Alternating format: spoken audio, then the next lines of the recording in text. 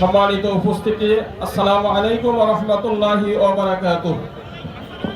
আসলে আমি আপনাদের কাছে শুধুমাত্র মানিকগঞ্জ জেলা বিএনপির আহ্বায়ক রিট আপার পক্ষ থেকে শুধুমাত্র সালাম বিনিময় করতে আসছি। এই জন্য আপার পক্ষ থেকে আপনাদের কাছে আরেকবার সালাম দিই, আসসালামু আলাইকুম ওয়া রাহমাতুল্লাহ।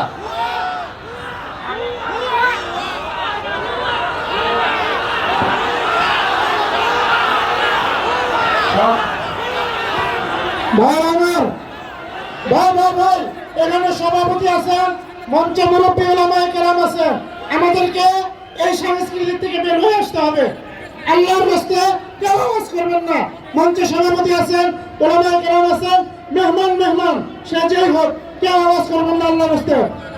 কোন অপ্রাসঙ্গিক বিষয় যদি আসে মঞ্চের থেকে সেটা এক্সপেন্স করা হবে।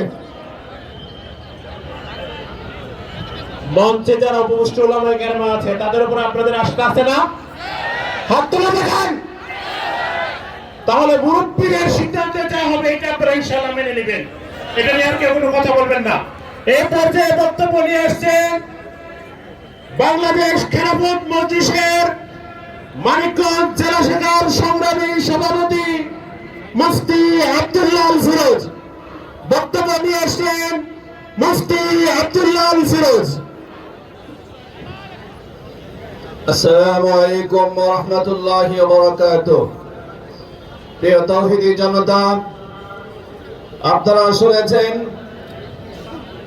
হেফাজতে ইসলাম বাংলাদেশের উত্থান এমন এক সময় হয়েছিল, বাংলাদেশের আনাচে কানাচে শাহবাগে যখন নাস্তিক্যবাদের চরম উন্নতি সাধন করেছিল, হেফাজতে ইসলাম এই সমস্ত নাস্তিকদেরকে মাটির ভিতরে দাফন করে দিয়েছিল।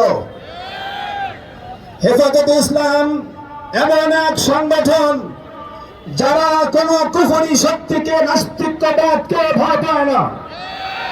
সুতরাং হেফাজতে ইসলাম বাংলাদেশে থাকতে কোন নাস্তিক, মুরতাদ, বাউল সহ সকল বাতিল তোমরা বাংলাদেশে কাজ করবে, হেফাজতে ইসলাম থাকতে করতে পারবে না। সুতরাং মুহাম্মদুর রাসূলুল্লাহ সাল্লাল্লাহু আলাইহি ওয়াসাল্লাম এমন এক সময় আসছিলেন আরবে যখন কুফরি এবং নাস্তিকতা ব্যাপক রূপ ধারণ করেছিল। ঠিক আমাদের বাংলাদেশে হেফাজতে ইসলাম এর জন্ম হয়েছে তখন যখন নাস্তিক্যবাদ, কুফরি আর এই সমস্ত মুরতাদদের আস্ফালন যখন ব্যাপক রূপ ধারণ করেছিল, তখন হেফাজতে ইসলাম প্রতিষ্ঠিত হয়েছে। সুতরাং আমরা মানিকগঞ্জের পক্ষ থেকে বলছি যে এই সমস্ত বাউল শুধুমাত্র আবুল নয়, আবুলের সাথে যারা নাকি এই বাউলের নাম দিয়ে এবং নর্তকীদের সাথে নিয়ে বিচার দানের নামে এই সমস্ত কথা তারা ইসলাম বিরোধী কার্যকলাপ করতে আসছে, অনেক আগেই এদেরকে বাধা দেওয়ার দরকার ছিল, কিন্তু আমরা পারি নাই। এদেশের অনেক বড় বড় নেতৃবৃন্দ তাদের সাথে থাকে এবং তাদেরকে উৎসাহ দেয়। এবার আপনাদেরকে বলতে চাচ্ছি, আর কোন নেতৃবৃন্দের দিকে তাকানো হবে না, আর কারো আন্দোলনের দিকে তাকানোর সময় আমাদের নাই। এখন থেকে যারাই নাকি আল্লাহর বিরুদ্ধে কথা বলবে, ইসলাম বিরোধী কথা বলবে, তাদের বিরুদ্ধে হেফাজতে ইসলাম আন্দোলন চালিয়ে যাবে। এখান থেকে আমরা ঘোষণা করতে চাচ্ছি, এই বাউলকে এবং এই বিচার গানের নামে নর্তকী দিয়ে নাচ গান করে গ্রামের মানুষের ঈমান হরণ যারা করছে, এই বাউল সম্প্রদায়কে এবং বাউলকে নিষিদ্ধ ঘোষণা করতে হবে। বাংলাদেশের জমিনে আর চলবে না এগুলো। এখন সেই ফ্যাসিস্টের জমানা নয়, এখন ইসলামের বাতাস বাংলাদেশের জমিনে লেগেছে। সুতরাং এখন বাউলদের কোনো আস্তানা, বাউলদের কোনো কার্যকলাপ বাংলাদেশে যেন না চলে, এই জন্য সরকারকে আহ্বান জানাচ্ছি, প্রশাসনকে বলছি, মানিকগঞ্জ সহ সারা বাংলাদেশের কোন জায়গায় যেন বাউলদের কোনো গান চলতে দেওয়া যায় না। আল্লাহ আমাদের সবাইকে তৌফিক দান করুন।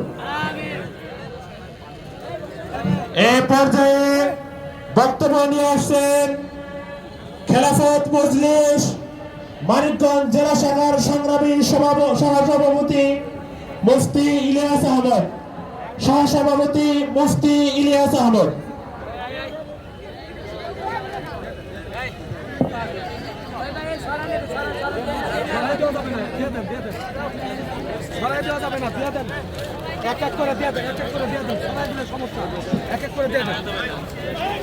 আসসালামু আলাইকুম ওয়া রাহমাতুল্লাহি ওয়া বারাকাতুহু আউযু বিল্লাহি মিনাশ শাইতানির রাজীম বিসমিল্লাহির রহমানির রহিম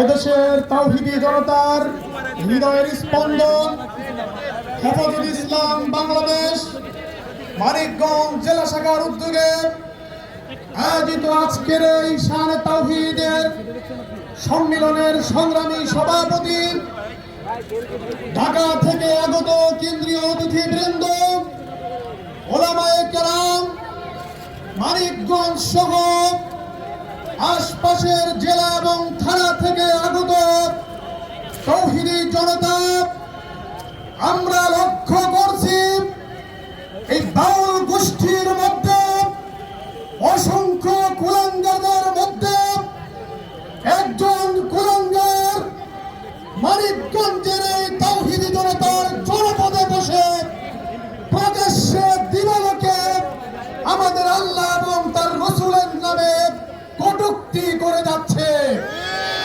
সংগ্রামী ভাইরা, আল্লাহ এবং তার রাসূল হচ্ছে মুসলমানদের কলিজার থেকে বেশি ভালোবাসার পাত্র। এই আবুল সরকার কোরআন সুন্নাহ আল্লাহ এবং তার রাসূলকে কটূক্তি করে বাংলাদেশের 18 কোটি মুসলমানদের কলিজায় আঘাত করেছে। সংগ্রামী ভাইরা, আমরা লক্ষ্য করেছি বিগত সময়ে মানিকগঞ্জের এই সমাবেশের দিন এখানে যে অনাকাঙ্ক্ষিত ঘটনা ঘটেছে সেখানে স্পষ্টত প্রশাসনের অবহেলা ছিল। সেদিন সেখানে এই বাউল সম্প্রদায় তাওহীদি জনতার মিছিলে